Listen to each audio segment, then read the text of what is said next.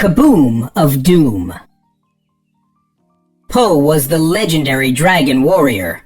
He and the Furious Five protected the Valley of Peace with their awesome kung fu skills. One day, when a group of wolf bandits attacked a village, Po and the Five went to help. As Po fought Boss Wolf, he spotted an eye-shaped symbol on the wolf's uniform. Suddenly, a strange vision flashed in his mind.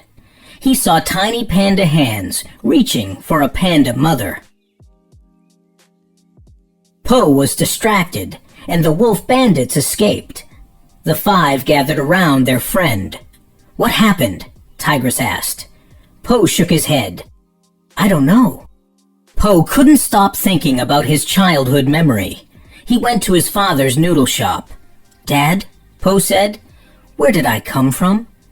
Mr. Ping decided it was time to tell Po the truth.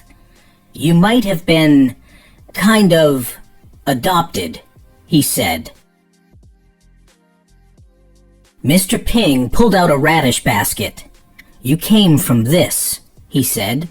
"Years ago, I went out to the back to where my vegetables had just been delivered. Only, there were no radishes, just a very hungry baby panda." Po was shocked. He couldn't believe his parents had left him. "Your story may not have had a happy beginning," Mr. Ping said, "but look how it's turned out. You've got me, you've got kung fu, you've got noodles." But Po wondered if that was enough. Meanwhile, many miles away, a peacock named Lord Shen arrived in Gongmen City, where his family had ruled long ago. "Leave my house," he ordered the current rulers, Masters Rhino, Ox, and Croc. But the great kung fu masters refused to go. Shen used a huge, terrible cannon against Master Rhino. All that remained was his hammer. Shen and his army moved into Peacock's palace. "All of China will bow before me," Shen said. But Soothsayer warned him that a great warrior of black and white would defeat him. When Chefoo heard what had happened, he sent Po and the Five to Gongmen City. On the journey, Po told Tigress that his dad wasn't his real dad.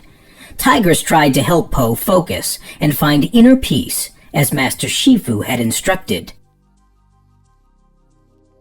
When they arrived in Gongmen City, Po and the Five saw wolf soldiers everywhere. Po saw Boss Wolf climb into a rickshaw. Po and the Five chased him to Shen's palace. At the palace, they were outnumbered by the wolf army. "We surrender," Po said. The wolves took Po and the Five to see Shen. As Po and the Five were led to the palace, Po thought about Master Rhino. What could Shen have that would defeat Kung Fu? Po had a plan, but first he had to face his old enemy, stairs. Finally, with the help of a massive gorilla, Po entered Shen's throne room. Shen was waiting for his guests. A large cannon stood beside him. Shen instructed his guards to light the cannon. Mantis was out of his cage. He put out the cannon's fuse as Viper freed Po and the Five. Finally, Po faced Shen. Then, he saw Shen's feathers. A red eye. Po had another vision. Shen had been there the night Po's parents left him.